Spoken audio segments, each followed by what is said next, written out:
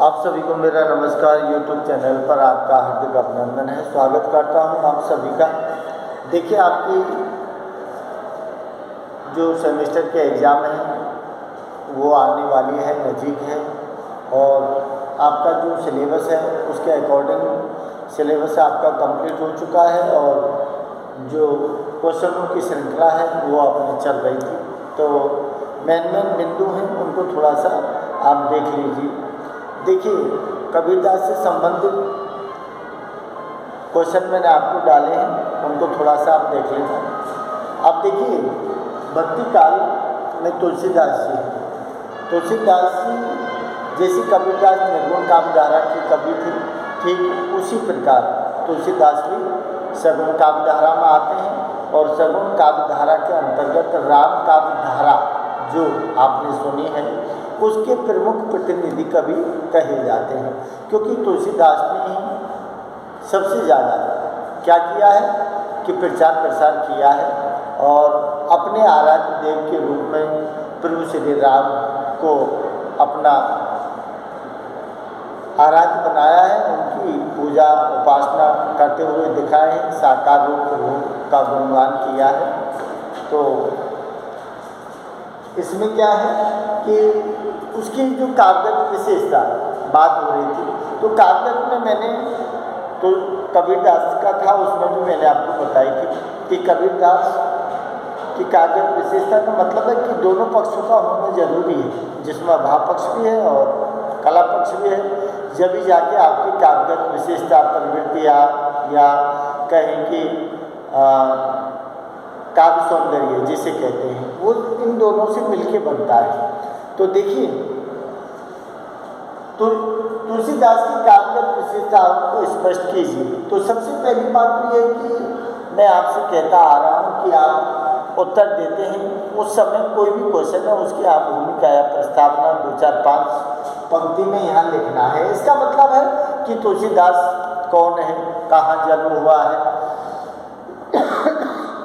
समझ लो, और कौन कौन सी प्रमुख उनकी काव्य रचना है, किस काव्यधारा का है, किस काल का है।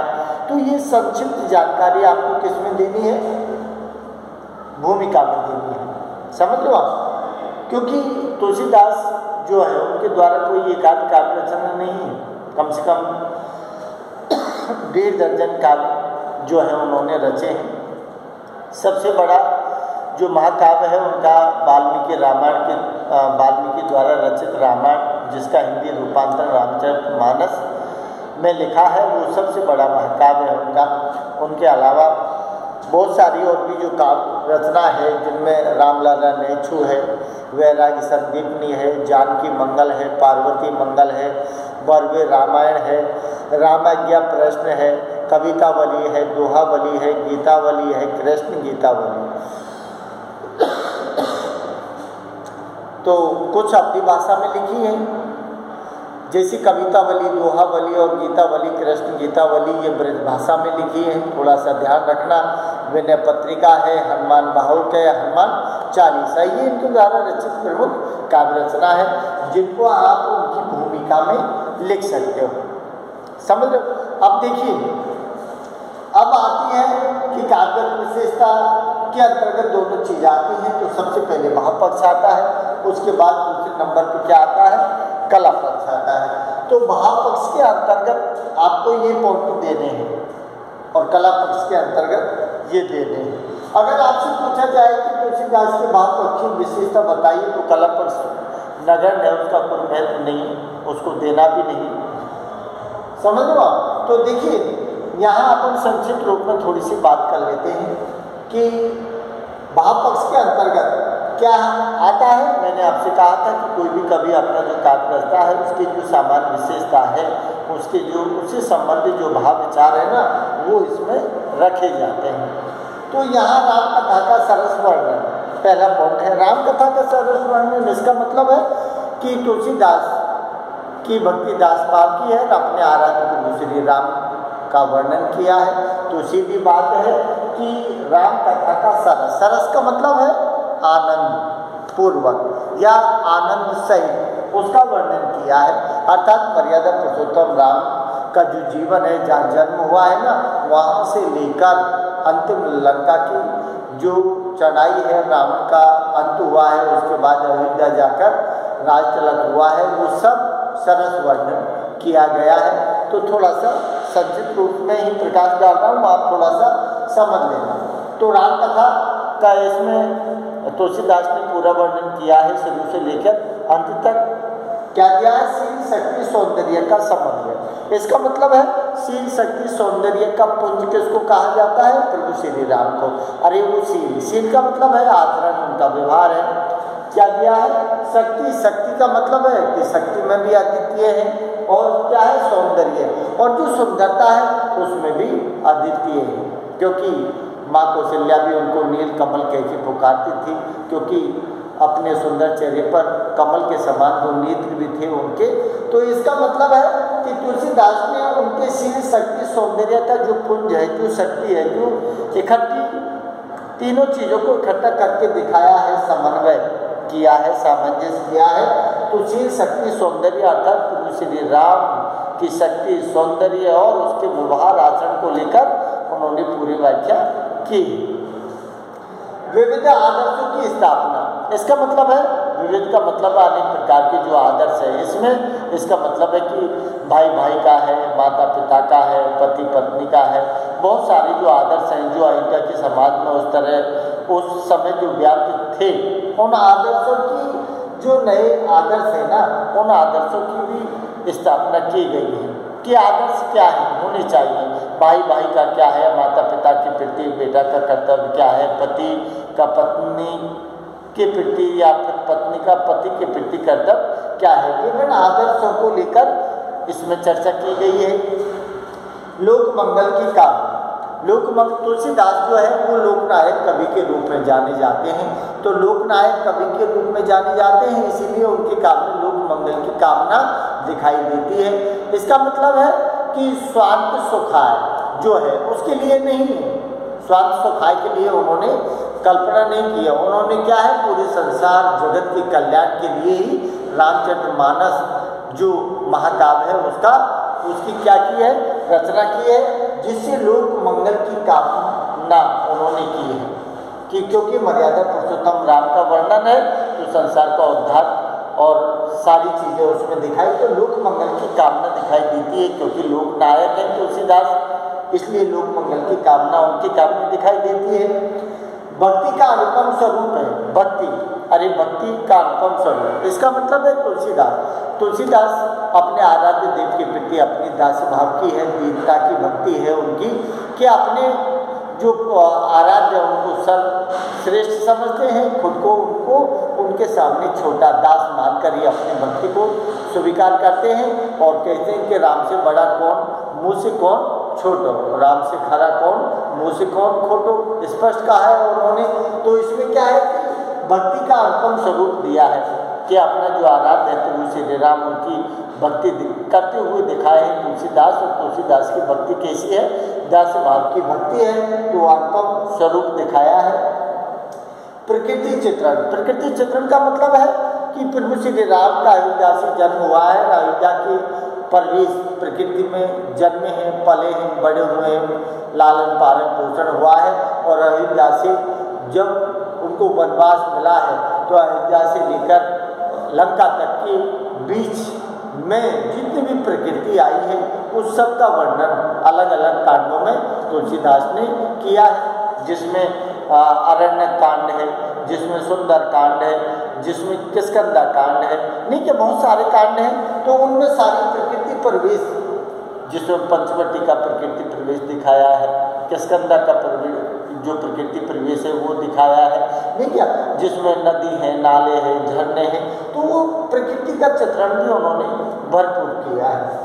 तो नारी की प्रति दृष्टिकोण, नारी की प्रति दृष्टिकोण, नारी, हालांकि तुलसीदास ने नारी को ही की दृष्टि से देखा है, क्योंकि जो भक्ति में सबसे बड़ी बाधा है ना वो नारी को मानते हैं। लेकिन इतनी उन्होंने बुराई भी नहीं की है, इतना उसको बुरा भी नहीं माना है, क्योंकि जीवन साथी होती है। खुद तुलसीदास ने भी रत्नावली से शादी की है, लेकिन फिर भी जैसे लिखा है उसमें कि नारी के विषय में उन्होंने क्या दिया था कि ढूर गवार सूत्र पशनारी ये सब सकल ताड़न के अधिकारी।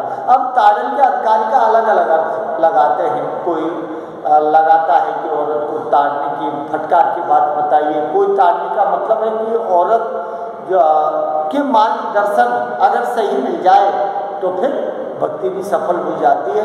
तो ऐसा नहीं है, उन्होंने नारी के प्रति दृष्टिकोण जो दिखाया है वो सकारात्मक है, नकारात्मक नहीं है। जबकि कबीरदास ने नारी के प्रति नकारात्मक दृष्टिकोण बताया है, क्योंकि जिसमें लिखा है उन्होंने कि नारी मोह माया का रूप है, उसको देखकर ही आदमी उसके प्रति आकर्षित होता है और जो उसका परम ध्येय है उससे वो भटक जाता है। तो उन्होंने लिखा है कि नारी की जाए परे अंधा हो भुजंग कबरा तिनकी कौन मृत जो नित नारी सन। उन्होंने हे की दृष्टि से देखा है, नारी की भर्त्सना बुराई की है, उसकी ईर्ष्या, उसकी निंदा की है। लेकिन तुलसीदास का इतना नकारात्मक दृष्टिकोण नहीं है, सकारात्मक दृष्टिकोण है। समन्वयात्मक प्रवृत्ति, समन्वयात्मक प्रवृत्ति, समन्वयात्मक का मतलब क्या होता है? समन्वयात्मक का मतलब होता है सामंजस्य स्थापित करना। इसका मतलब है कि तुलसीदास का जन्म मुगल काल या कहीं का अकबर के समकालीन कवि हैं, तो उस समय समाज, राजनीति, धर्म, संस्कृति, साहित्य समन्वय विरोधाभास की स्थिति दिखाई दे रही थी। चाहे वो सगुण निर्गुण है, चाहे ब्राह्मण और शूद्र है, चाहे अमीर और गरीब है, जो भी एक विपरीत स्थिति दिखाई दे रही थी ना, उन सब में उन्होंने सामंजस्य स्थापित किया है। इसीलिए क्या लिखा है? समन्वयात्मक प्रवृत्ति की ओर इशारा किया है। तो समन्वयात्मक का मतलब है सामंजस्य स्थापित करना। जो विरोधात्मक स्थिति है उसमें समन्वयात्मक प्रवृत्ति, लोक धर्म और मर्यादा। लोक का मतलब है संसार, और इसका मतलब है कि संसार का धर्म क्या है और संसार, लोक धर्म और मर्यादा। अरे संसार का लोक धर्म क्या है? क्योंकि धर्म आज से नहीं, सनातन बहुत पहले से ही सनातन धर्म चलता आ रहा है। तो उसका धर्म और धर्म की मर्यादा क्या है, वो सारी चीज़ें किनके माध्यम से दिखाई है? तुलसीदास ने प्रभु श्री राम के माध्यम से संसार के लोग धर्म और उसकी मर्यादा का पालन करते हुए दिखाया गया है। एक निष्ठ भगवत भक्ति दिखाइए, एक निष्ठ भगवत भक्ति। एक निष्ठ भगवत भक्ति का मतलब क्या है? इसका मतलब है कि एक निष्ठ का मतलब है कि सगुण जो साकार प्रभु श्री राम है ना, उसी को अपना आराध्य माना है और दूसरी जगह उनका मन नहीं भटका है। किसका? श्री तुलसीदास का। तो तुलसीदास का दूसरी जगह मन नहीं भटका है। एक निष्ठ भक्ति है, वो भी प्रभु अपने सगुण साकार जो मर्यादा पुरुषोत्तम राम है ना, उनके प्रति है और अपने आप को क्या मानी है? एक निष्ठ भगवत भक्ति। जो भगवान श्री राम है उनकी प्रति अपनी जो श्रद्धार भक्ति मानी है, उसमें अपने आप की भक्ति को दास का रूप दिया है कि मेरे स्वामी मेरे क्या है? स्वामी है और मैं उनका सेवक हूँ, उनका दास हूँ। तो एक निष्ठ भगवत भक्ति का संकेत इसमें मिलता है। तो ये थे आपके भावपक्ष। अब देखिए कलापक्ष। कलापक्ष का मतलब है भाषा शैली। भाषा शैली का मतलब है कि तुलसीदास ने अपनी जो काव्य रचे उनमें किस प्रकार की भाषा लिखी है। तो मैं अभी आपको बता रहा था कि जैसे रामचंद्र मानस है, वैराग संदीपनी है, रामलला नेचू है, जानकी मंगल है, पार्वती मंगल है, बर्वे रामायण है और रामायण का प्रश्न है। तो ये सारी हनुमान बाहुक है, समझ लो। तो इन सब में क्या है? अवधी भाषा का प्रयोग किया है। तो कवितावली है, दोहावली है, गीतावली है और कृष्ण गीतावली है और विनय पत्रिका। इनमें किसका है? ब्रज भाषा का प्रयोग किया है। पूछ सकता है, छोटे क्वेश्चन में भी आपको पूछ सकता है कि रामचरित मानस की भाषा क्या है? तो अवधी भाषा है। अगर गीतावली, कृष्ण गीतावली, दोहावली, कवितावली और क्या है? विनय पत्रिका के विषय में पूछे तो ब्रज भाषा है, ये ध्यान रखना। इसका मतलब है कि आपने ब्रज भाषा का प्रयोग किया है, समझ लो आप। उनके अलावा खड़ी बोली का भी प्रयोग है, उनके अलावा संस्कृत निष्ठ भाषा का भी प्रयोग है। तो जिसमें बहुत सारे शब्द हैं, जिसमें तत्सम तद्भव शब्दावली है, उनका भी प्रयोग किया है। तो भाषा शैली चित्रात्मक है, बिंबात्मक है, समझ लो आप। तो ये सारी भाषा से ही दिखाई दी है। छंद विधान, छंद विधान का मतलब है कि जो साहित्य में छंदों का विधान है, छंद क्या है, वार्णिक और मात्रिक दो प्रकार के होते हैं। तो मात्रिक और वार्णिक जिनमें लिखाए हैं तो छंद है, दोहा है, चौपाई है, दोनों छंद हैं। और क्या है, सौटा है, नहीं क्या, सौटा और बरवे। और क्या दिया है कि छंद विधान जो है वो दोनों तरह के दिए, जिसमें छंद विधान में ज़्यादातर पूरी रामचरितमानस क्या है, दोहा चौपाई छंद में लिखी है, और सौटा छंद भी कहीं कहीं आपको देखने को मिलता है।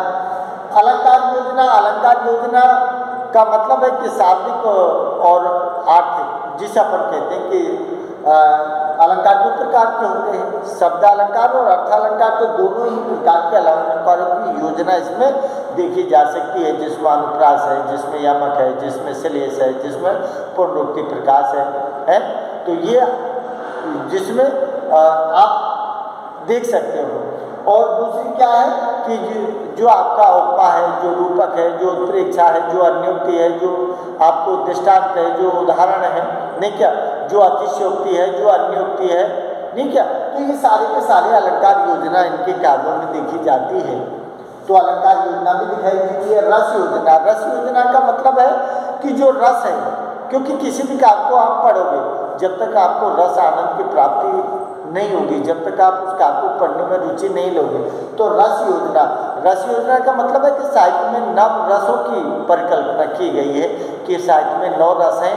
10वां क्या माना है, वात्सल्य, और 11वां माना है भगवत भक्ति। तो 11 रस हैं वर्तमान में, लेकिन साहित्य के अनुसार 9 रसों की परिकल्पना है। तो 9 रसों की इसमें आपको उदाहरण मिलते हैं, जिसमें चाहे वो जिसे अपन कहते हैं कि चाहे वो संयोग श्रृंगार वर्णन हो, चाहे वियोग श्रृंगार वर्णन हो, चाहे वो जुगुप्सा हो, चाहे वो विभित्स हो, चाहे वो क्रोध हो, चाहे वो वात्सल्य भाव हो, सारे के सारे रस जो है वो इनका परिपाक किया गया है।